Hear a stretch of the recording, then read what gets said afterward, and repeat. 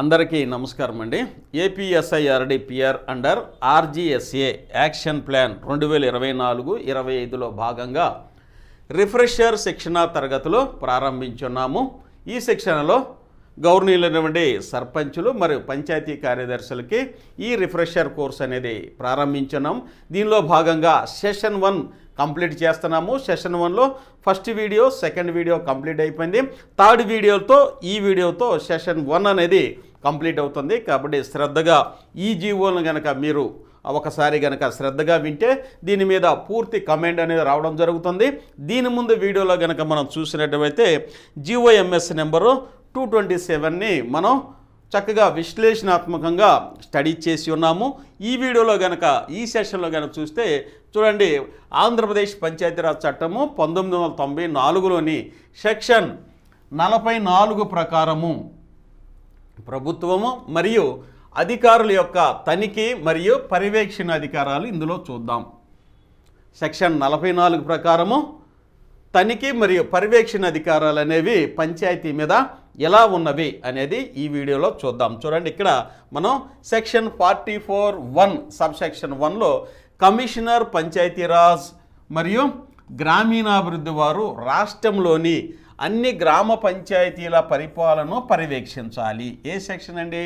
మనం మాట్లాడుకుంటుందే 44వ సెక్షను. దానిలో సబ్ సెక్షన్ల ప్రకారంగా ఇక్కడ ఎవరెవరికి తనిఖీ అధికారాలు ఇచ్చారు, పర్యవేక్షణ అధికారాలు ఇచ్చారు అనేది ఇక్కడ మనం క్లుప్తంగా చక్కగా అర్థమయ్యే రీతిలో అయితే మీకు ఇక్కడ ఎక్స్ప్లెయిన్ చేస్తాను. ఒక్కసారి చూడండి, ఎందుకంటే మనం గ్రామ పంచాయతీలో నిత్యము పని చేస్తూ ఉంటాం, మమేకమవుతూ ఉంటాం. కంపల్సరిగా గ్రామ సర్పంచులు మరియు పంచాయతీ కార్యదర్శులకైతే ఈ యొక్క సెక్షన్ల మీద, జీవోల మీద ఒక కమాండ్ అయితే ఉండాలి. కాబట్టి ఒక్కసారి మనం పరిశీలిద్దాం. చూడండి, సెక్షన్ 44 సబ్ సెక్షన్ 2 మరియు ఏ సబ్ సెక్షన్లో గ్రామ పంచాయతీలను తనిఖీ మరియు పర్యవేక్షణ చేయుటకు ప్రభుత్వం అధికారులను నియమించవచ్చు అంటున్నారన్నమాట.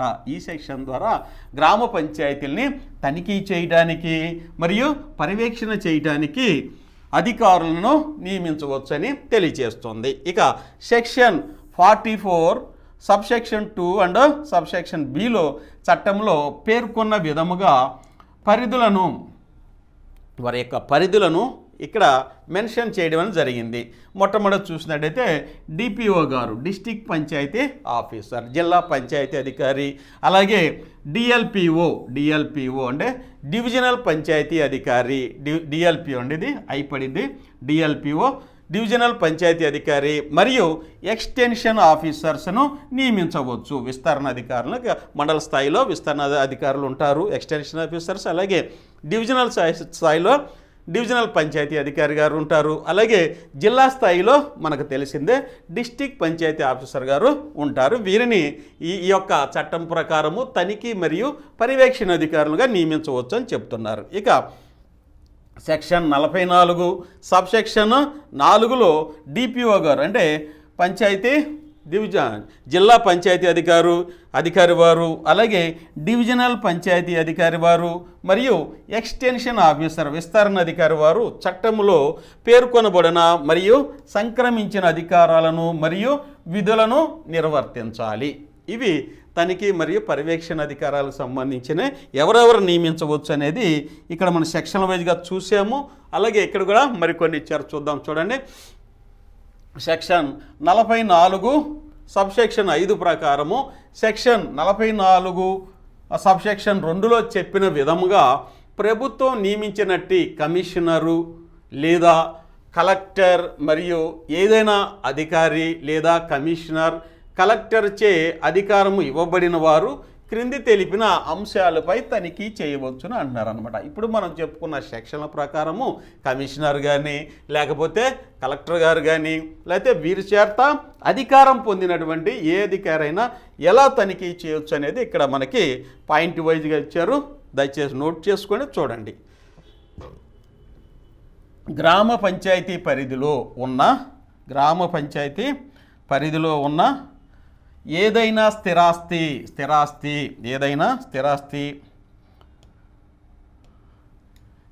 లేదా పని జరుగుతూ ఉన్న స్థితిలో ఉన్న అంశములపై పాఠశాలలు, ఆసుపత్రులు, డిస్పెన్సరీలు, వ్యాక్సినేషన్ కేంద్రములు, సత్రములు మరియు గ్రామ పంచాయతీ పరిధిలో నిర్వహించబడుతున్న ఏదైనా సంస్థలు మరియు వాటికి సంబంధించిన రికార్డులు.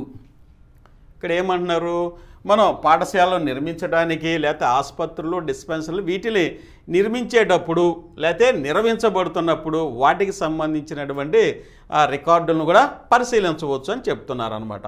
నెక్స్ట్, గ్రామ పంచాయతీ కార్యాలయానికి చెందిన ఏదైనా రికార్డు, రిజిస్టర్ మరి డాక్యుమెంట్, మన గ్రామ పంచాయతీకి సంబంధించినటువంటి ఏదైనా రిజిస్టర్లు, రికార్డులు లేకపోతే డాక్యుమెంట్లు ఏదైనా పరిశీలించే అధికారం అయితే పైన చెప్పిన వారికైతే ఇవన్నీ ఉన్నాయని చెప్తున్నారు అనమాట. ఇక గ్రామ పంచాయతీలు, సర్పంచులు, కార్యదర్శులు మరియు ఇతర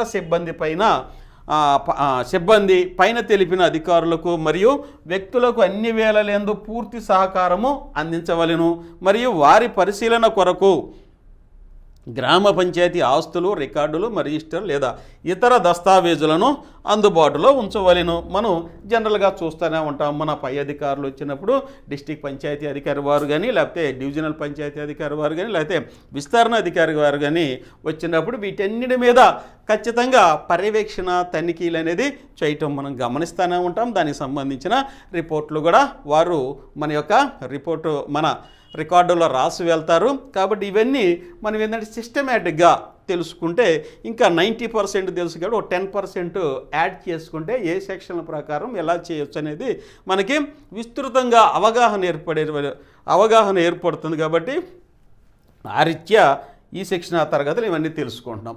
ఇక సెక్షన్ 44 సబ్సెక్షన్ 6 ప్రకారము కమిషనరు లేదా ప్రభుత్వం లేదా కమిషనర్ అధికారం ఇచ్చిన ఎవరైనా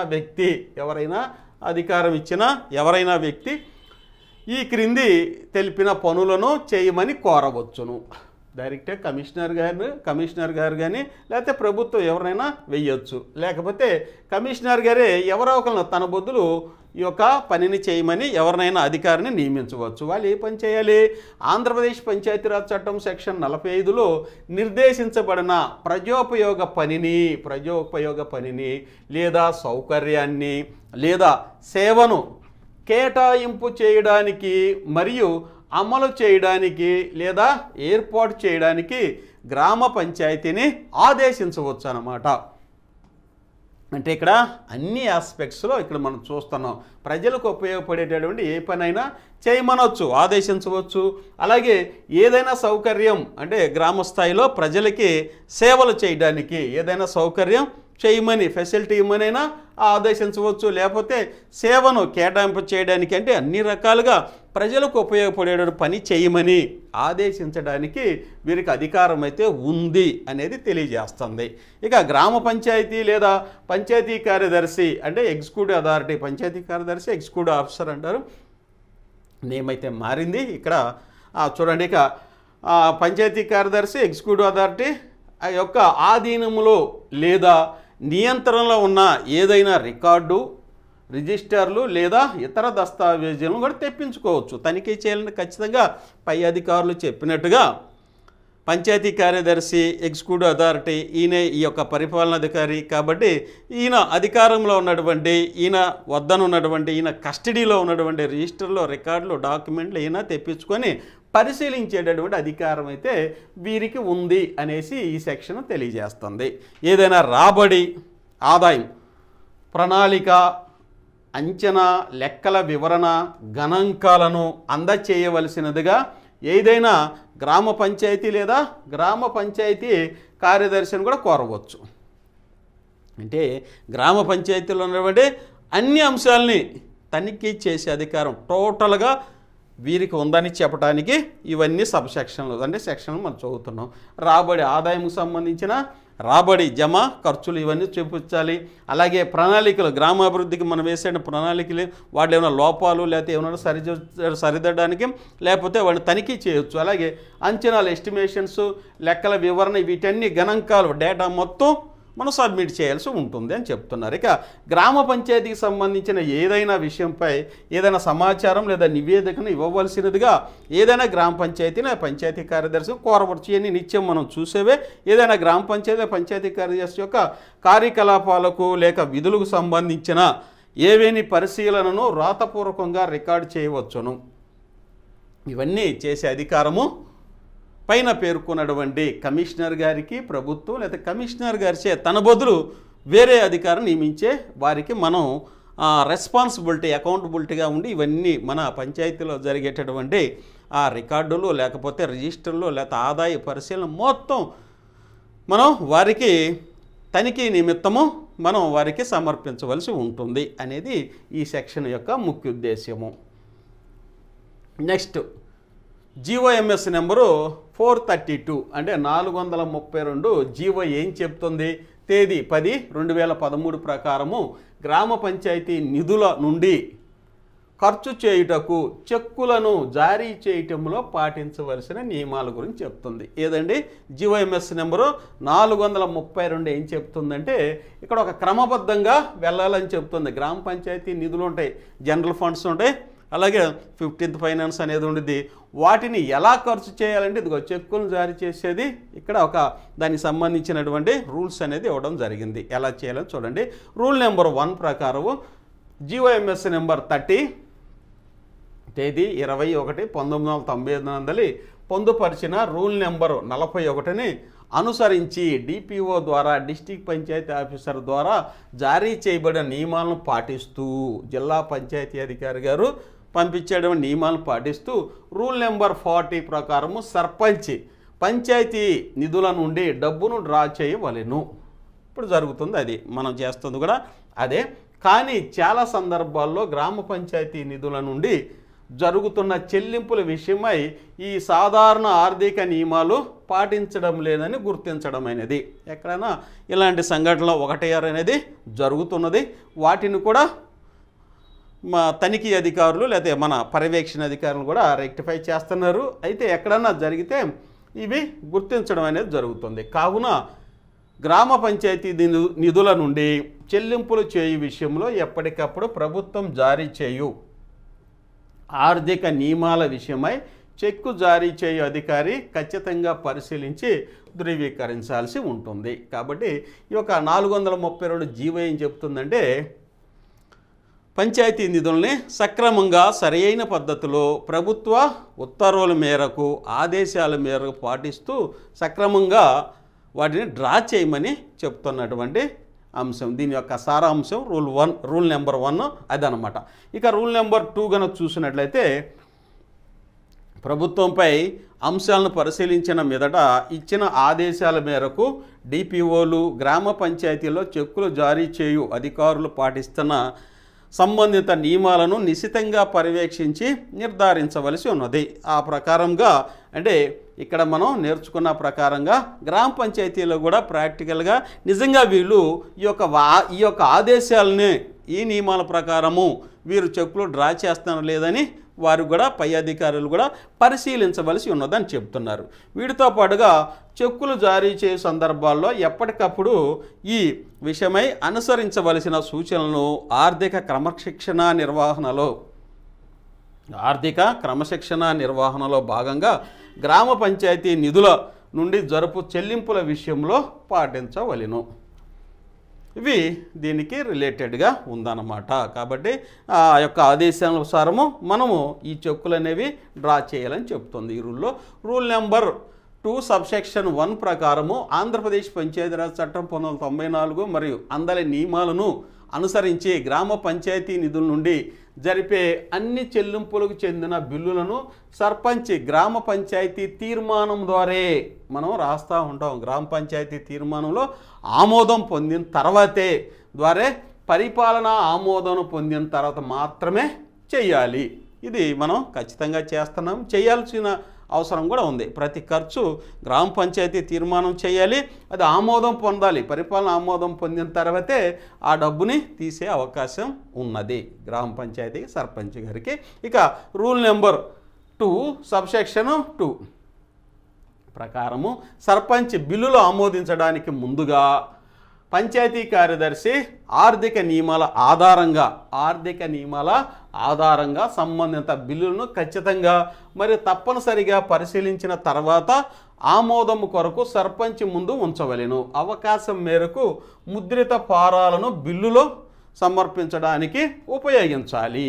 అంటే ఖచ్చితంగా బిల్లులు అనేది మనం వాడినాటికి సబ్మిట్ చేయాలి. అయితే ఇక్కడ ఒక చిన్న మాట ఏమంటున్నారంటే పంచాయతీ కార్యదర్శి ఆర్థిక నియమాల ఆధారంగా అంటే ఇప్పుడు 15th ఫైనాన్స్ ఉంటుందండి, అందులో టైడ్ గ్రాంట్స్ ఉంటాయి, టైడ్ గ్రాంట్స్ అన్టైడ్ గ్రాంట్స్ అనేవి ఉంటాయి, టైడ్ అన్టైడ్ గ్రాంట్స్ అనేవి ఉంటాయి.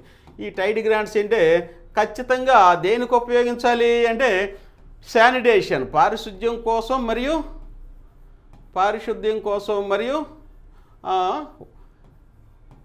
వాటర్ డ్రింకింగ్ వాటర్ మంచినీటి సదుపాయం కోసము ఖచ్చితంగా ఈ నిధుల్ని ఉపయోగించాలి, వేరే వాటికి ఉపయోగించకూడదు అనేసి 15th ఫైనాన్స్ రూలింగ్లో ఇవి ఇవ్వడం జరిగింది, టైడ్ అన్టైడెడ్. ఇక మిగతా అన్టైడ్ గ్రాంట్స్ ఉన్నాయి అనుకోండి, వీటిలో గ్రామంలో అభివృద్ధి కార్యక్రమాలకి ఉపయోగించుకోవచ్చు. ఇది మాత్రం టైడ్ అంటే ఖచ్చితంగా వాటికే ఉపయోగించాలని తెలిసింది. ఆ నియమాల ఆధారంగా 60-40 ఉండేది. ఆ నియమాల ఆధారంగా పంచాయతీ కార్యదర్శి ఈ టైడ్ గ్రాంట్లని వీటికే ఉపయోగించాలి, వీటిని వేరే వాటికి మళ్లించకూడదు. అన్టైడ్ వాటిని వేరే వాటికి గ్రామ పంచాయతీ తీర్మానం ద్వారా ఆమోదించి చేసుకోవడానికి అవకాశం అయితే ఉంది. ఇలా దేనికి సంబంధించినటువంటి ఆర్థికపరమైనటువంటి అంశాలను పరిశీలించి ఆ విధంగానే వీటిని బిల్లులు అయితే తయారు చేయాలి. వాడిన ప్రతి పనికి ఆ బిల్లులను అయితే సక్రమంగా సబ్మిట్ చేయాలని చెప్పాడు రూల్ అన్నమాట. ఇక రూల్ నెంబరు 2 సబ్సెక్షన్ 3 ప్రకారము బిల్లులు ఆమోదం పొందిన తర్వాత నగదు పుస్తకంతో సహా సంబంధిత అకౌంటింగ్ రిజిస్టర్లో నమోదు చేసిన తర్వాత మాత్రమే పంచాయతీ కార్యదర్శి చెక్కుపై సంతకం కొరకు సర్పంచ్ ముందు ఉంచవలెను. మన క్యాష్ బుక్స్ ఉంటాయి కదా, ఆ క్యాష్ బుక్లో కూడా మనం ఏమైతే బిల్లు పెడతామో వాటిని ఖచ్చితంగా క్యాష్ బుక్లో నమోదు చేసిన తర్వాత మాత్రమే, అంటే ఫైనల్గా డ్రాఫ్టింగ్ మొత్తం కంప్లీట్ చేసుకున్న తర్వాత మాత్రమే ఫైనల్గా సర్పంచ్ గారి ముందు ఆ యొక్క చెక్కు ఉంచి డ్రా చేసుకోవచ్చు అని చెప్తున్నారు.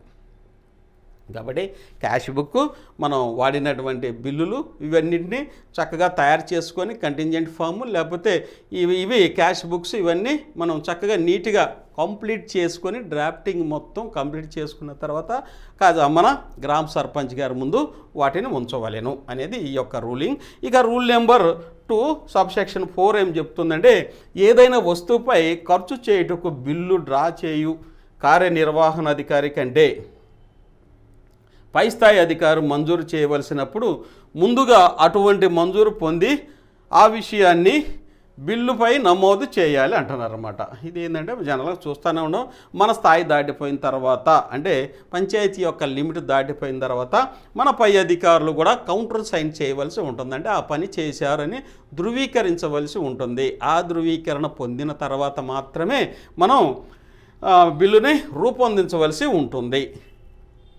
అంతే కదా, మన లిమిట్స్ దాటిన తర్వాత మనం చూసినట్లయితే 5,000 రూపాయలలోపు చేసే పనుల్ని పంచాయతీలో చేసుకోవచ్చు అంటారు. 5,000 దాటిన తర్వాత మనం పరిపాలన ఆమోదం కోసం లేకపోతే పై అధికారులు ఏఈపిఆర్ గారు కావచ్చు, లేకపోతే ఏఈఆర్డబ్ల్యూఎస్ గారు కావచ్చు, లేకపోతే ఇలా వీరికి పంపించి వారి యొక్క పర్యవేక్షణ వారు చూసిన తర్వాత మాత్రమే కౌంటర్ సైన్ చేసిందారు ఆ పని చేసుకుంటే మనకి ఆడిట్ పరంగా కానీ అన్ని విషయాల్లోనూ అవి మనకు ఉపయోగపడతాయి. అలాగే మన ఎక్స్టెన్షన్ ఆఫీసర్ గారి యొక్క పర్యవేక్షణలో ఈ పని మనం చేసుకోవాల్సి ఉంటుంది. ఈ రూలింగ్ చెప్తుందండి. ఇక నెక్స్ట్ రూల్ నెంబరు 2 సబ్సెక్షన్ 5 ప్రకారము క్రింది షరతులను పాటించకుండా గ్రామ పంచాయతీ ఎటువంటి ఖర్చులను మంజూరు చేయరాదని చెప్తుందన్నమాట. ఈ యొక్క ఏ షరతులండి క్రింద అంటే చూడండి. గ్రామ పంచాయతీచే ఆమోదించబడిన తీర్మానము క్రింది షరతులను పాటించకుండా గ్రామ పంచాయతీ ఎటువంటి ఖర్చులను మంజూరు చేయరాదు అంటున్నారు. ఈ యొక్క షరతును పాటించాలి, గ్రామ పంచాయతీపై ఆమోదించబడి ఉండాలి, పరిపాలన ఆమోదం కూడా పొంది ఉండాలి, సాంకేతిక అంటే టెక్నికల్లో పర్మిషన్ కూడా ఉండాలి. బుక్ చేస్తే ఇంకా మంచిది, బుక్ మెజర్మెంట్ బుక్ చేస్తే ఇంకా మంచిది, చెక్ మెజర్మెంటు మొదలగినవి గ్రామ పంచాయతీ కార్యనిర్వాహక పనుల నిమిత్తం చేసి ఉండాలి. ఇవన్నీ చేస్తే ఇంకా మంచిది, ఇంకా చెయ్యాలి, ఖచ్చితంగా చెయ్యాలన్నమాట. పరిపాలన ఆమోదం చేయాలి, టెక్నికల్లో అప్రూవల్ ఇవ్వాలి, ఎంబుక్లో చేసుకోవాలి, అలాగే చెక్ మెజర్మెంట్, ఇవన్నీ మనకి ఆర్థిక క్రమశిక్షణకి ఉపయోగపడేటటువంటి అంశాలు. కాబట్టి ఇలాగా చేస్తూ ఉన్నాము. అలాగే ఒకసారి మీరు గుర్తు తెచ్చుకుంటారనే ఉద్దేశంతో ఇక్కడ మనం డిస్కస్ చేస్తున్నాం. కొనుగోలు అంశాలలో ఆంధ్రప్రదేశ్ ఫైనాన్షియల్ కోడ్ నందలి సూచించిన ప్రొక్యూర్మెంట్ విధానము పాటించాలి. ఖచ్చితంగా ఏదైనా అంశాల్లో కొనుగోలు అంశాల్లో కనుక మనం కొనుగోలు చేస్తుంటే ఫైనాన్షియల్ కోడ్ ఖచ్చితంగా పాటించాలి. అందులో ఎలా ప్రొక్యూర్ చేసుకోవాలి, ఎలా మనం కొనాలనేది కూడా చక్కగా పాటిస్తూ మనం కొనుగోలు చేయాలని చెప్తున్నారు. గ్రామ పంచాయతీలో పనిచేస్తున్న కాంట్రాక్ట్ పార్ట్ టైం ఉద్యోగులు పారితోషికం చెల్లింపుల కొరకు అమలులో ఉన్న వారి నియామకాలు మరియు బడ్జెట్ను అనుసరించి చెల్లింపులు చేయాలి అనేది మనం ఖచ్చితంగా పాటిస్తున్నామండి.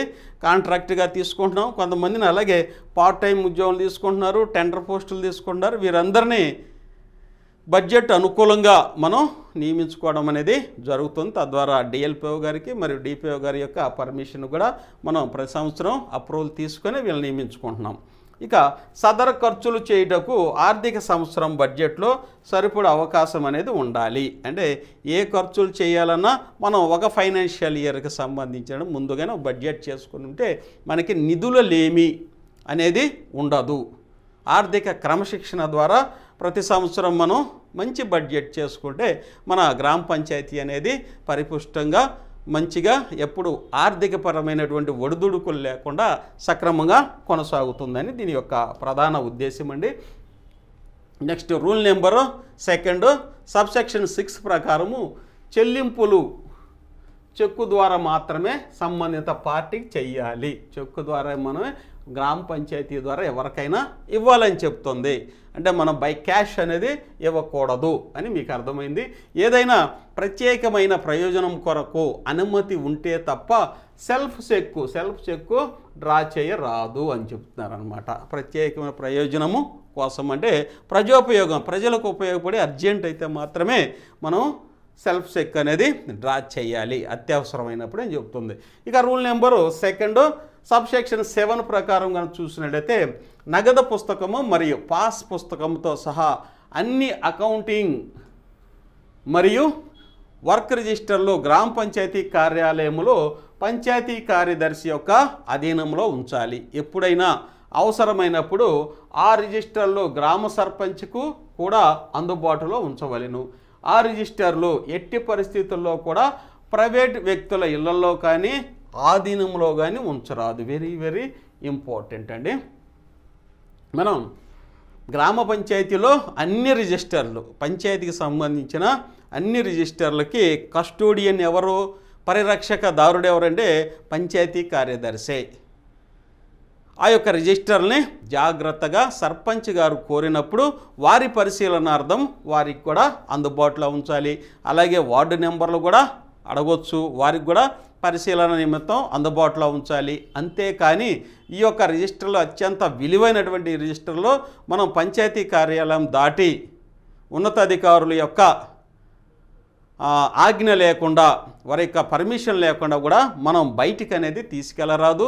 మరియు ప్రైవేటు వ్యక్తుల ఇళ్లలో కూడా, గ్రామంలో కూడా ఎవరికి కూడా సర్పంచ్ గారి లేకపోతే అధికారుల యొక్క అనుమతి లేకుండా వారి ఇళ్లలో ఉంచకూడదు, వారికి కూడా చూపించకూడదని ఈ రూల్ అయితే చెప్తుందండి. జాగ్రత్తగా పంచాయతీ కార్యదర్శి గ్రామ పంచాయతీ రికార్డులను పరిరక్షించవలసిన బాధ్యత అనేది ఉన్నది అని తెలియజేస్తుంది. నెక్స్ట్ రూల్ నెంబర్ 2 సబ్సెక్షన్ 8 ప్రకారము జీతము మరియు భత్యముల బిల్లులు డ్రా చేసేవారు సంబంధిత వ్యక్తి లేదా వ్యక్తులకు పంపిణీ చేసే వరకు ఆ నగదుకు వారే వ్యక్తిగత బాధ్యత వహించవలెను మరియు ఆ సొమ్ము ముట్టినట్టుగా ఎక్విడెన్స్ పొందవలెను. ఎవరికైనా మన పంచాయతీలో జీతం మరి భత్యములు బిల్లులు డ్రా చేసి తీసుకొచ్చినప్పుడు ఖచ్చితంగా మనం ఎక్విడెన్స్ రిజిస్టర్ అనేది పెడుతున్నాం అనమాట. ఆ ఎక్విడెన్స్ రిజిస్టర్లో రెవెన్యూ స్టాంప్ మీద సంతకం చేయించుకొని వాళ్ళకి ఆ జీతం అనేది ఇస్తాం. ఆ జీతం అనేది జాగ్రత్తగా పరిరక్షించి ఆ యొక్క వ్యక్తులకి, ఆ యొక్క పార్ట్ టైము లేకపోతే పంచాయతీలో పనిచేసేటటువంటి ఎవరైతే జీతానికి పనిచేస్తామో వారికి మనం అందజేయవలసి ఉంటుంది. నెక్స్ట్ రూల్ నెంబరు 2 సబ్సెక్షన్ 9 ప్రకారము అవసరానికి కావలసిన దానికంటే మించి ఖర్చు చేయరాదు. మన అవసరానికి అంటే పంచాయతీ అవసరానికి ప్రజోపయోగానికి కావాల్సిన దానికంటే ఎక్కువ అంటే దుబారా చేయరాదనేది ఇక్కడ దీని యొక్క ప్రధాన ఉద్దేశం అన్నమాట. అవసరానికి మించి చేయకూడదు. అలాగే ఒక వ్యక్తిగా సాధారణ వివేకంతో తన సొంత డబ్బును ఖర్చు చేయడంలో ఎటువంటి బాధ్యత వహిస్తారో సర్పంచి అంతే శ్రద్ధగా జాగ్రత్తగా ఖర్చు చేయడంలో ప్రజాధనానికి బాధ్యత వహించాలి. అంటే ఇక్కడ ఏమని చెప్తున్నారంటే మన ఇంటిలో అయితే అలాగే మన వ్యక్తిగత డబ్బు అయితే మన వ్యక్తిగత డబ్బుని ఎంత జాగ్రత్తగా వాడతామో గ్రామ పంచాయతీ డబ్బును కూడా మనం అంత ప్రత్యేక శ్రద్ధతో అవసరానికి మించకుండా దుబారా చేయకుండా జాగ్రత్తగా ఖర్చు చేయాలని చెప్తున్న రూలింగ్. మరి ఈ ఖర్చు చేసే అధికారం ఎవరి చేతుల్లో ఉంటుందంటే గౌరవనీయులైనటువంటి సర్పంచ్ గారి చేతిలో ఉంటుంది. కాబట్టి వారు ఇలాంటి ప్రత్యేకమైన శ్రద్ధతో ఈ యొక్క పంచాయతీ యొక్క డబ్బుని జాగ్రత్తగా ఖర్చు చేయాలని రూల్ నెంబరు 2 సబ్సెక్షన్ 9 తెలియజేస్తుంది. అంటే బాధ్యత అకౌంటబిలిటీ చెప్తుందన్నమాట. ఇక రూల్ నెంబరు 2 సబ్సెక్షన్ 10 ప్రకారము రిసిట్ రూపంలో వసూలు చేసిన నగదును నేరుగా ఖర్చు చేయరాదు. వసూళ్లను వెంటనే ఖజానానందు జమ చేయాలి. మనం అయితే రసీదు రూపంలో తీసుకుంటామో ఆ డబ్బుని ఖజానాలో ట్రెజరీలో జమ చేసి ఆ తర్వాత ఖర్చు చేసుకోవాలి. వెంటనే మనం ఖర్చు చేయకూడదు. అంటే ప్రభుత్వానికి జమ చేసి చూపించాలి. ఆ తర్వాత మనం జాగ్రత్తగా అవసరాల రీత్యా ఎలా డ్రా చేసుకోవాలో ముందే చూసాం. ఇక రూల్ నెంబరు 2 సబ్సెక్షన్ 11 ప్రకారము మితిమీరిన ఖర్చు అనేది చేయకూడదు. ఇది మితిమీరిన ఖర్చు అనేది చేయకూడదు. రూల్ నెంబర్ 3 ప్రకారము గ్రామ పంచాయతీల యొక్క ఆర్థిక వ్యవహారాలను పై నిబంధనలను అనుసరించి డిపిఓలు నిశితంగా పరిశీలన చేయాలి అంటారు. డిపిఓలు నిశితంగా పర్యవేక్షణ చేయాలి. ఈ అంశాల విషయంలో డిపిఓలు విఫలమైతే దాన్ని తీవ్రంగా పరిగణించి వారిపై తగు క్రమశిక్షణా చర్యలు తీసుకొనబడును అంటున్నారు అనమాట. అంటే జిల్లా పంచాయతీ అధికారులు వారు ఆర్థిక వ్యవహారాలని జాగ్రత్తగా అకౌంటబిలిటీతో బాధ్యతగా గ్రామ పంచాయతీలు ఖర్చు చేస్తున్నారా లేదని పరిశీలించాలని చెప్తున్న రూలింగ్ ఏదంటే rule number 3. Next case study ఒకటి ఇచ్చారండి. ఇది ఒకసారి చూడండి. దీనివల్ల మీకు ఒక మంచి ఉదాహరణ అయితే ఉంటుందనే ఉద్దేశంతో ఈ కేస్ స్టడీ అయితే మీకు ఇవ్వడం జరిగింది. చూడండి ఒకసారి చూద్దాం. ఒక గ్రామ పంచాయతీలో సర్పంచి, కార్యదర్శి మరియు మండల ఇంజనీరింగ్ అధికారి వారు సుమారు 30 లక్షల విలువ చేసే వివిధ పనులను గ్రామ పంచాయతీ నందు చేయడం జరిగింది. పనులు పూర్తయిన తర్వాత చెల్లింపుల సమయానికి నిధుల కొరత వలన చెల్లింపులు చేయడం కుదరలేదు. అంటే అప్పుడు డబ్బు లేదు కొంత. ఇంతలో సదరు సర్పంచ్ గారి పదవీ కాలం ముగియడంతో ఎన్నికలు జరిగినవి. ఆ ఎన్నికల అనంతరము వేరే వ్యక్తి సర్పంచ్గా ఎన్నికయ్యారు. ఇది ఇంపార్టెంట్ అండి. 30 లక్షల పని అయితే చేయడం జరిగింది.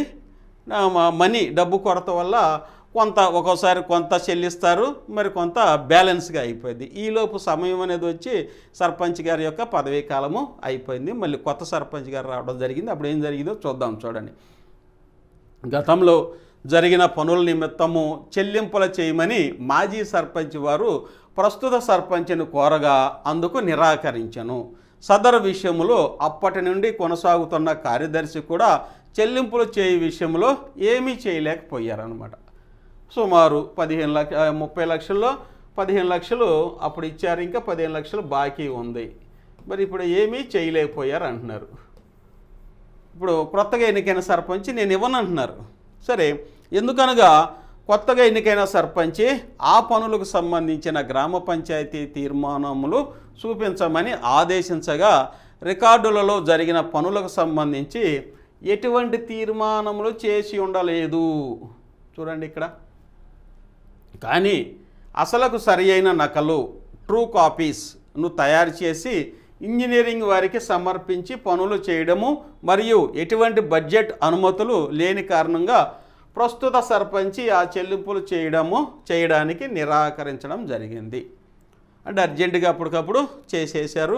దీనికి సంబంధించినటువంటి ఏ విధమైన తీర్మానాలు ఇవన్నీ ఏమీ చేసి ఉండలేదు. చూడండి ఎట్లా జరిగిందో. సరే, ఇక్కడ చట్టంలో ఉన్న సాధారణ అంశములలో నియమ నిబంధనలు పాటించడంలో క్రింది స్థాయి సిబ్బంది అధికారులు విఫలమవుతున్నందున రాష్ట్ర స్థాయి అధికారులు సైతము బాధ్యత వహించవలసి వస్తున్నది మరియు చట్టపరమైన వివాదానికి దారి తీయడం అనేది. ఈయనకి 15 లక్షలు రావాల్సి ఉంది. వాటిని ఇక్కడ ఏ విధమైనటువంటి గ్రామ పంచాయతీ తీర్మానంలోనూ రాసి ఉండలేదు, అలాగే ఎంబుక్లో కూడా నోట్ చేయలేదు. మరి ప్రస్తుత సర్పంచ్ ఏమంటున్నారు, నేను ఆ డబ్బులు ఇవ్వడానికి నిరాకరిస్తున్నాను అన్నారు. చూడు, దీనివల్ల అనేక లీగల్ కేసెస్ అయితే ఇక్కడ జరగడం జరుగుతుంది. కాబట్టి ఇక్కడ దీన్ని చెప్పే ప్రధాన ఉద్దేశం ఏంటంటే, మనం చేసే పని జాగ్రత్తగా రికార్డెడ్ వైజ్గా నమోదు చేస్తే అది ఎప్పటికైనా 10 సంవత్సరాలకైనా ఆ డబ్బు అనేది లీగల్గా ఆ యొక్క సర్పంచ్ గారికి వచ్చే అవకాశం, ఎవరైతే వాడినటువంటి సర్పంచ్ గారు ఉన్నారో వారికి వచ్చే అవకాశం ఉంటుంది. కాబట్టి రికార్డులు అనేవి జాగ్రత్తగా మెయింటైన్ చేస్తూ రాసుకుంటే మంచిది అనేది అక్కడ దాని యొక్క ఉద్దేశం అనమాట. ఇక నెక్స్ట్ జిఓఎంఎస్ నెంబర్ 30 గనక మనం వెళ్ళినట్లయితే 21/1995లో వచ్చిందండి. 90లోని రూల్ నెంబర్ 40, 41 మరియు 42ల ప్రకారము గ్రామ పంచాయతీ నిధుల నుండి చెల్లింపులు చేయటంలో సర్పంచ్ మరియు జిల్లా పంచాయతీ అధికారి వారి పాత్రకి చెందిన నియమాలు ఇక్కడ చూడండి. జిఓఎంఎస్ 30 సంబంధించి ఇక రూల్ నెంబర్ 40 ప్రకారము గ్రామ పంచాయతీ నిధులకు సంబంధించి జారీ చేయబడిన అన్ని ఉత్తర్వులు మరియు చెక్కులపై కార్యనిర్వహణాధికార సంతకము చేయాలి. ఈ అధికారము జీవో నెంబరు 137 తేదీ 22/3/1996 ద్వారా సర్పంచ్ గారికి బదలాయించబడినది. ఓకేనా. ఈ చెక్కు మీద సంతకం అనేది మనకి జీవో నెంబర్ 137 ప్రకారము సర్పంచ్ గారికి బదలాయించబడిందని చెప్తున్నారు. ఇప్పటికీ సర్పంచ్ గారి చెక్కుల మీద సంతకం చేస్తున్నారు. ఇక రూల్ నెంబర్ 41 ప్రకారం గ్రామ పంచాయతీ నిధుల నుండి డబ్బులు డ్రా చేయనప్పుడు జిల్లా పంచాయతీ అధికారి వారు జారీ చేసిన నియమ నిబంధనల్ని పాటించాలని తెలియజేస్తుంది ఈ GO. Next rule number 42 subsection 1 ప్రకారము గ్రామ పంచాయతీ నిధుల నుండి డబ్బులు డ్రా చేయ విషయమై తగు కారణాలను రాతపూర్వకంగా తెలుపుతూ ఉత్తర్వుల ద్వారా జిల్లా పంచాయతీ అధికారి వారి నిర్దిష్ట కాలం వరకు నిలుపుదల చేయవచ్చు. అటు నిలుపుదల ఉత్తర్వులు జారీ చేయుటకు ముందుగా జిల్లా పంచాయతీ అధికారి వారు సంబంధించిన సర్పంచ్ వారికి వివరణ ఇచ్చుకొనుటకు తగిన సమయము ఇవ్వాలి. వారు వివరణ ఇచ్చు వరకు నిధుల నుండి డబ్బులు డ్రా చేయకుండా జిల్లా పంచాయతీ అధికారి వారు మధ్యంతర ఆదేశాలు జారీ చేయవచ్చు. ఈ రూల్ ప్రకారం ఏం చెప్తుందంటే, గ్రామ పంచాయతీ నిధుల నుండి డబ్బులు డ్రా చేయ విషయమై తగు కారణాలు రాతపూర్వకంగా తెలుపుతూ ఉత్తర్వుల ద్వారా జిల్లా పంచాయతీ అధికారి వారు నిర్దిష్ట కాలం వరకు నిధులు డ్రా చేయడము నిలుపుదల చేయొచ్చు అంటున్నారు అన్నమాట. ఇదేంటంటే నిధులు ఏమన్నా దుర్వినియోగం అయినని తలించినప్పుడు ఇలా జరుగుతూ ఉంటుందండి. కాబట్టి జిల్లా పంచాయతీ అధికారి వారు కొంతకాలం వరకు సర్పంచ్ గారికి ఈ యొక్క చెక్ పవర్ అనేది ఆపొచ్చు అనమాట. అయితే ఆ తర్వాత అలా ఎందుకు జరిగింది, నేను ఆ పని అలా దుర్వినియోగం కాలేదండి, ఇలా నేను చేయటం జరిగింది, మంచి పని కోసం ప్రజోపయోగ పని కోసం నేనైతే ఖర్చు పెట్టున్నారు, తమరికి మేము వివరించడంలో కొంచెం కమ్యూనికేషన్ గ్యాప్ రావడం వల్ల మేము సరిగా వివరణ చేయలేకపోయినా తర్వాత డిపిఓ గారికి సంజాయిషి ఇచ్చుకొని డిపిఓ గారికి వివరంగా చెప్పుకొని మళ్ళీ ఆ యొక్క చెక్ పవర్ తెచ్చుకోవచ్చు అనేది ఇక్కడ ఈ యొక్క రూల్ యొక్క సారాంశంగా తెలుస్తుందన్నమాట. నెక్స్ట్ కేస్ స్టడీ అండి. రిట్ పిటిషన్ నెంబర్ 2111/2023లో జరిగిందండి. జిల్లా కలెక్టర్ వారు సర్పంచ్ యొక్క చెక్ పవర్ని నిలుపుదల చేస్తూ షోకాజ్ నోటీసు జారీ చేయడమైనది. కానీ రూల్ నెంబర్ 42 సబ్సెక్షన్ 1 ప్రకారము జిల్లా కలెక్టర్ వారికి షోకాజ్ నోటీస్ జారీ చేసే అధికారం లేదు. కావున ఆ అధికారం జిల్లా పంచాయతీ అధికారి నిర్వర్తించాలి. అప్పిలేట్ అధికారిగా ఉన్న కలెక్టర్ వారు షోకాజ్ ఇవ్వడం వల్ల సర్పంచ్కు అప్పీల్ చేసుకునే హక్కు కోల్పోవలసి వచ్చింది. గౌరవ కోర్టు వారు సదరు షోకాజ్ నోటీసుని నిలుపు చేసి ఉన్నారు. అయితే ఇక్కడ ఏం చేయండి, చెక్ పవర్ నిలుపు చేయటంలో షోకాజ్ నోటీస్ అనేది జిల్లా పంచాయతీ అధికారి వారు మాత్రమే ఇవ్వవలసి ఉంటుంది. కానీ ఇక్కడ ఏం చేశారంటే జిల్లా కలెక్టర్ గారు ఆ యొక్క సర్పంచ్ గారికి షోకాజ్ నోటీస్ ఇవ్వడం ద్వారా, అందులోనూ జిల్లా కలెక్టర్ గారు అప్పిలేట్ అధికారిగా ఉన్నారు కాబట్టి ఇక్కడ ఆ షోకాజ్ నాటికి వివరణ ఇచ్చే అవకాశం కూడా లేకుండా పోయింది. కాబట్టి సర్పంచ్ గారు కోర్టుకి అప్పీల్ చేసుకుంటే ఈ షోకాజ్ నోటీసును కూడా నిలుపుదల చేశారనేది ఇక్కడ కేస్ స్టడీ యొక్క వివరణ అండి. ఇంకా రిట్ పిటిషన్ నెంబరు 2117/2023 జిల్లా పంచాయతీ అధికారి నిర్దిష్ట కాలపరిమితి తెలపకుండా సర్పంచ్ చెక్ పవర్ రద్దు చేస్తూ ఉత్తర్వులు జారీ చేసి ఉన్నారు. కానీ రూల్ నెంబర్ 42 సబ్సెక్షన్ 1లో చెప్పబడిన విధంగా జిల్లా పంచాయతీ అధికారి నిర్దిష్ట కాలపరిమితి తెలపకుండా సర్పంచ్ చెక్ పవర్ను రద్దు చేయడం వలన గౌరవ కోర్టు వారు ఆ ఉత్తర్వులను నిలిపివేశారు. అంటే ఇక్కడ కూడా మనకేం తెలియజేస్తారంటే డిపిఓ గారు ఏ సర్పంచ్ యొక్క చెక్ పవర్ను గనక రద్దు చేస్తే అది ఎన్ని నెలలు ఎంతకాలం అనేది ఖచ్చితంగా టైం అనేది అందులో మెన్షన్ చేయాలన్నమాట. ఇక్కడ టైం అనేది మెన్షన్ చేయలేదు కాబట్టి కోర్టు వారు ఈ యొక్క ఉత్తర్వులను ఈ యొక్క అంటే చెక్ పవర్ని రద్దు చేసినారు కాబట్టి దాన్ని మళ్ళీ పునరుద్ధరిస్తూ లేకపోతే చెక్ పవర్ రద్దు చేస్తూ చేసినటువంటి ఉత్తర్వులని నిలుపుదల చేశారు. డిపిఓ గారు ఇచ్చినటువంటి చెక్ పవర్ ఉత్తర్వులని నిలుపుదల చేశారనేది ఇక్కడ కేస్ స్టడీగా మనం చూస్తున్నాం. రూల్ నెంబర్ 42 సబ్సెక్షన్ 2 ప్రకారము చెక్ పవర్ రద్దు చేస్తూ ఇచ్చిన ఉత్తర్వులు సర్పంచ్కి అందినప్పటి నుండి చెక్ పవర్ రద్దు చేస్తూ ఇచ్చినటువంటి ఉత్తర్వులు సర్పంచ్కి అందినప్పటి నుండి 7 రోజులలోగా సదరు సర్పంచి సంబంధిత జిల్లా కలెక్టర్కి రాతపూర్వకంగా అప్పీలు చేసుకొనవచ్చును. దానిపై జిల్లా కలెక్టర్ నిర్ణయమే అంతిమం. ఎప్పుడైతే చెక్ పవర్ రద్దు చేస్తూ సర్పంచ్ గారికి ఇచ్చినటువంటి ఈ యొక్క ఉత్తర్వుల్ని మరలా 7 రోజుల్లోపు జిల్లా కలెక్టర్ గారికి వివరణ ఇస్తూ అప్పీల్ చేసుకోవచ్చు అన్నమాట, తిరిగి పునరుద్ధరించమని. అయితే పునరుద్ధరించాలా వద్దా అనేది అది నిర్ణయము కలెక్టర్ గారి యొక్క నిర్ణయం మీదే అంతిమ నిర్ణయమే ఉంటుందన్నమాట. ఇవ్వాలని లేదు, లేకపోతే అది కంటిన్యూ చేయాలని లేదు, ఆయన ఇష్టమే. కలెక్టర్ గారు ఇవ్వచ్చు, పునరుద్ధరించవచ్చు, లేకపోతే తీసివేయచ్చు అనమాట. ఇక నెక్స్ట్ కేస్ స్టడీకి వెళ్దాం. చూడండి, రిట్ పిటిషన్ నెంబరు 1691/2023 జిల్లా పంచాయతీ అధికారి వారు నిర్దిష్ట కాలపరిమితి 3 నెలలు ఇక్కడ టైం ఇచ్చారండి తెలియజేస్తూ సర్పంచ్ చెక్ పవరు రద్దు చేస్తూ ఉత్తర్వులు జారీ చేసి ఉన్నారు. రూల్ నెంబర్ 42 సబ్సెక్షన్ 2 ప్రకారము చెక్ పవర్ రద్దు చేస్తూ వచ్చిన ఉత్తర్వులపై 7 రోజుల్లోగా సదరు సర్పంచ్ సంబంధిత జిల్లా కలెక్టర్కు రాతపూర్వకంగా అప్పీల్ చేసుకున్నారు. సదరు జిల్లా కలెక్టర్ వారు సర్పంచ్ వారిని విచారించి 2 నెలల కాలం గడిచినప్పటికీ ఎటువంటి నిర్ణయం వెలువడినందున సదరు అంశంపై సర్పంచ్ వారు గౌరవ న్యాయస్థానాన్ని ఆశ్రయించగా కోర్టు వారు సదరు అంశంపై వారం రోజుల్లో నిర్ణయం వెలువరించవలసిందిగా జిల్లా కలెక్టర్ వారిని ఆదేశించి ఉన్నారు. ఎందుకంటే వారం రోజుల్లోగా నిర్ణయము వెలువరించి ఉన్నారన్నమాట.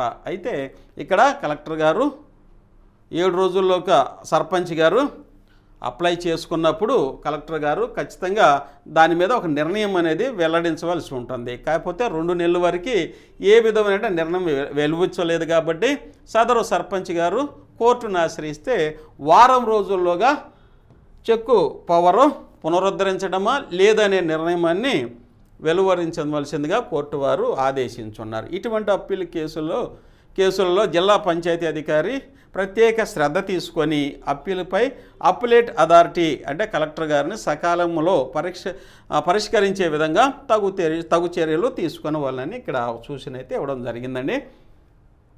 కాబట్టి చెక్ పవర్పై ప్రతిసారి మనం ఏదో ఒక న్యూస్ పేపర్లో చూస్తూనే ఉండవు కాబట్టి ఇక్కడ కేస్ స్టడీస్ ఇవ్వడం వల్ల మనకు కూడా అవగాహన వస్తుందనే ఉద్దేశంతో ఇవ్వడం జరిగింది.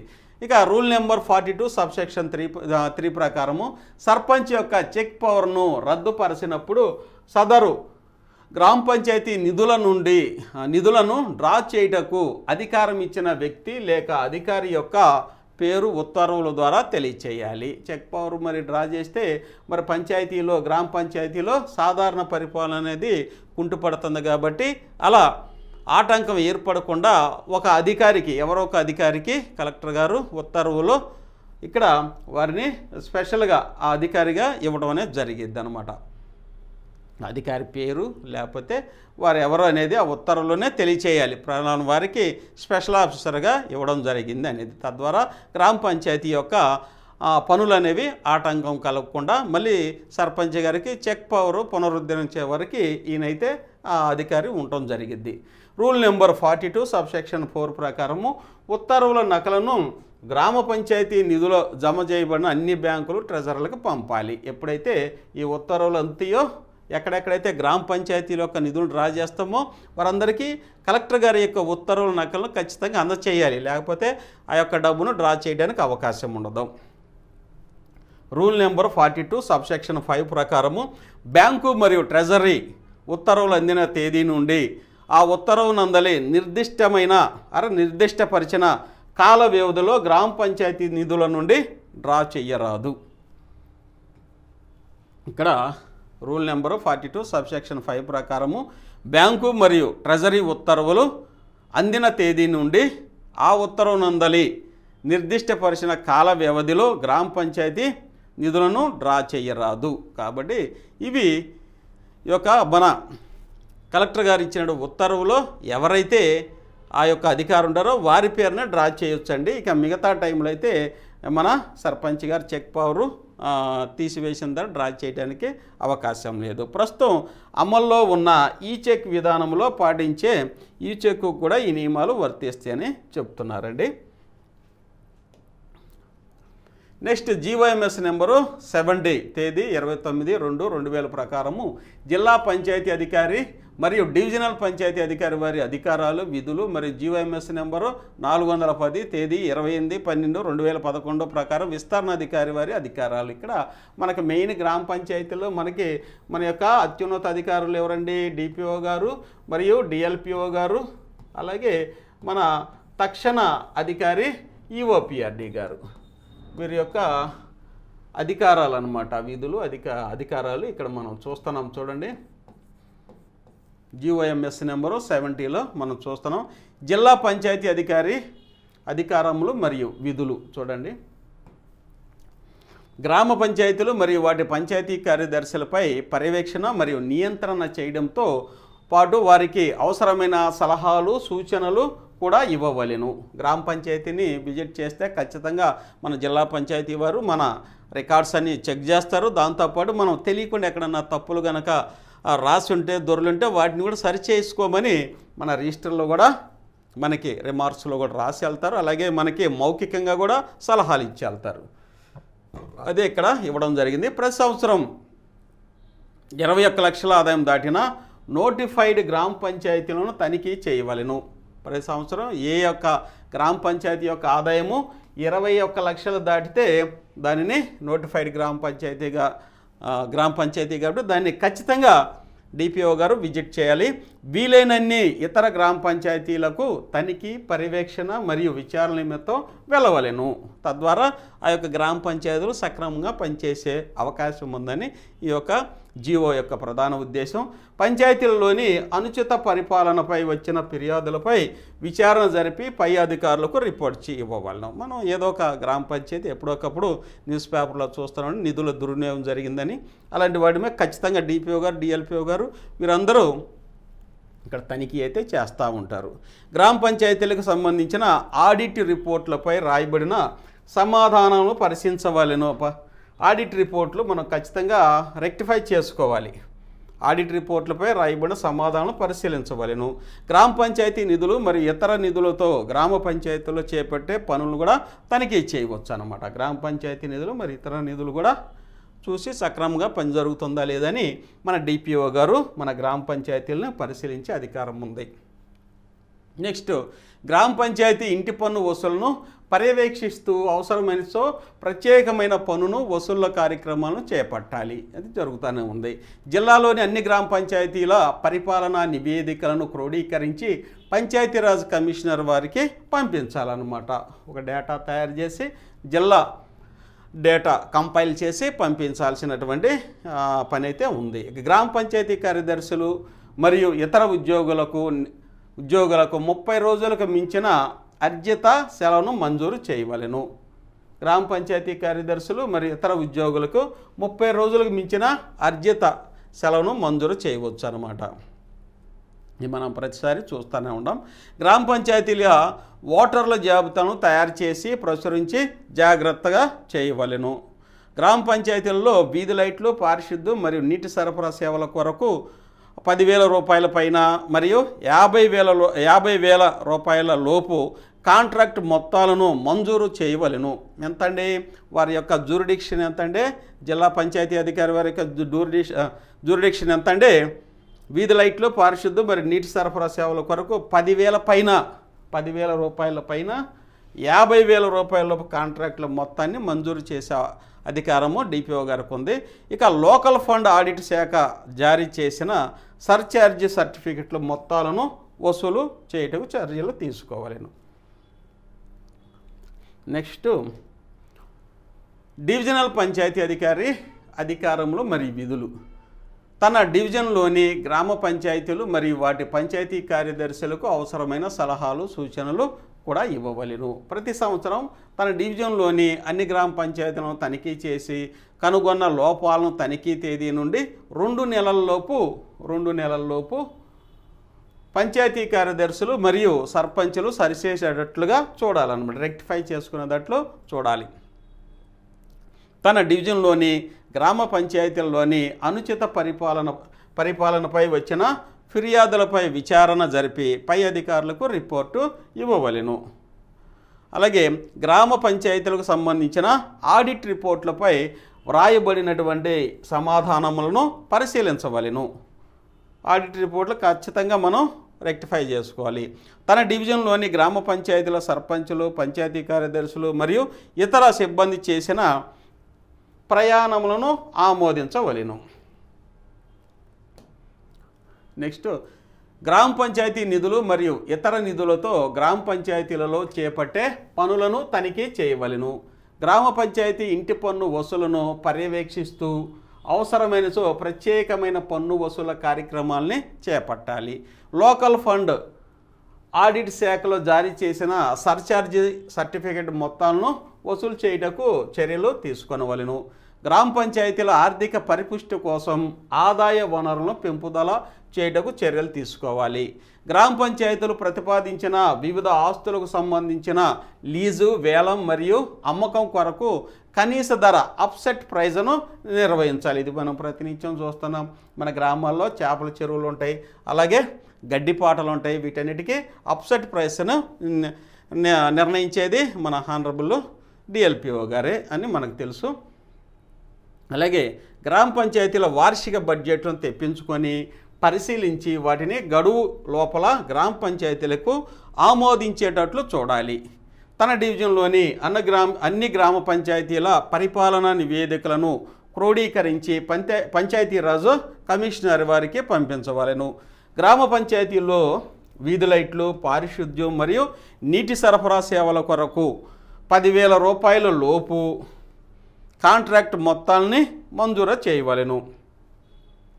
డివిజన్లో ఉన్న గ్రామ పంచాయతీల్లోని ఆకస్మిక ఖాళీలపై రిపోర్టు తయారు చేసి జిల్లా పంచాయతీ అధికారికి పంపించాలి. నెక్స్ట్, విస్తరణ అధికారి పంచాయతీరాజ్ మరియు గ్రామీణాభివృద్ధి జీవోఎంఎస్ నెంబరు 410 పిఆర్&ఆర్డి తేదీ నెంబరు 28/12/2011 వారి యొక్క పరిపాలన విధులు మరియు బాధ్యతలు ఇక్కడ చూద్దాం. చూడండి, మండలంలోని పంచాయతీల పర్యవేక్షణ మరియు నియంత్రణ చేస్తూ గ్రామ పంచాయతీకి మరియు వాటి పంచాయతీ కార్యదర్శులకు మార్గదర్శకత్వం చేయవలెను. పంచాయతీ కార్యదర్శులు గ్రామ పంచాయతీ యొక్క వార్షిక బడ్జెట్, పరిపాలనా నివేదిక, వార్షిక జమా ఖర్చులు, ఆడిట్ నివేదికలకు సమాధానములు తయారు చేసేలా చూసుకొనవలెను. ప్రభుత్వం నిర్దేశించిన మోడల్ అకౌంటింగ్ అంశాల ఆధారంగా ప్రతి నెల నిబంధనలకు అనుగుణంగా గ్రామ పంచాయతీ ఖాతాలను ఖచ్చితంగా నిర్వహించేలా చూసుకోవడంతో పాటు దీనికోసం ప్రత్యేకంగా రూపొందించబడిన వెబ్సైట్లో లెక్కలను అప్లోడ్ చేసేలా చూడవలెను మరియు తగిన చర్యలు తీసుకొనవలెను. ప్రతి నెల క్రమం తప్పకుండా గ్రామ పంచాయతీ ఖాతాలను స్థానిక సబ్ ట్రెజరీ పాస్ పుస్తకంతో రికన్సిలేషన్ చేసేలా చూడటంతో పాటు పద్దులలో తేడాలకు గల కారణాలను గుర్తించి వెంటనే వాటిని సరిచేయుటకు అవసరమైన చర్యలు తీసుకొనవలెను.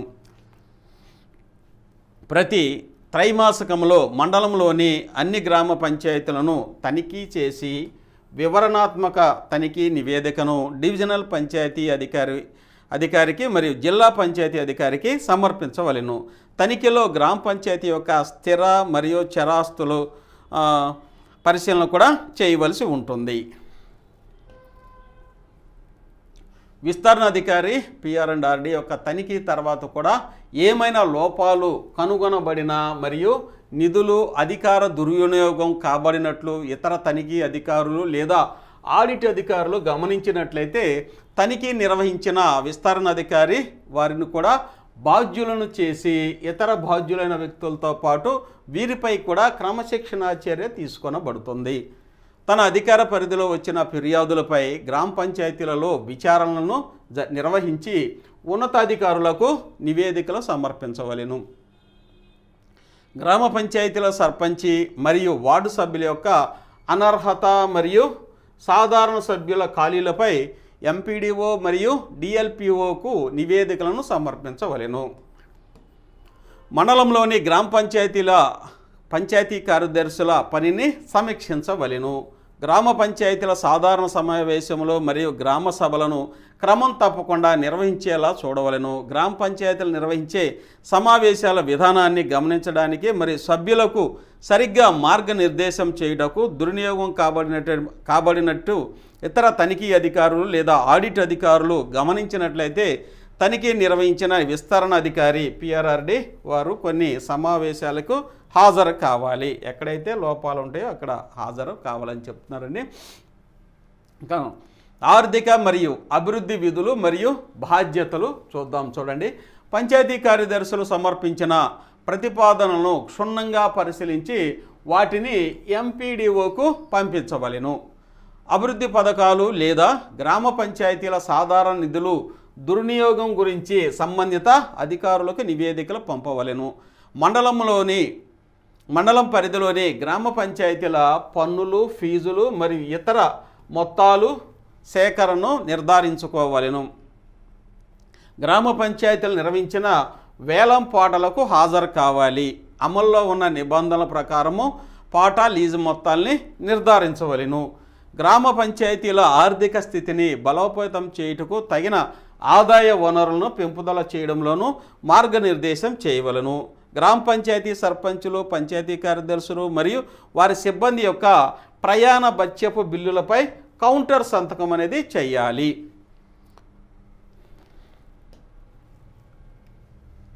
నెక్స్ట్, సామర్థ్య పెంపు కార్యకలాపాల విధులు మరియు బాధ్యతలు. రాష్ట్రంలో అందుబాటులో ఉన్న శిక్షణా సంస్థల సహకారంతో మండల పరిధిలో అందరు సర్పంచులు మరియు వార్డు సభ్యులకు క్రమానుగతంగా శిక్షణ ఇవ్వడానికి ఏర్పాట్లు చేయవలను. మండల విస్తరణ అధికారి ఎన్నికైన ప్రతినిధులకు చట్టబద్ధమైన విధులు సమర్థవంతంగా నిర్వహించేందుకు అవసరమైన జ్ఞానము మరియు నైపుణ్యాలను నైపుణ్యాలు పెంపొందించేలా తగిన చర్యలు తీసుకోవాల్సి ఉంటుంది.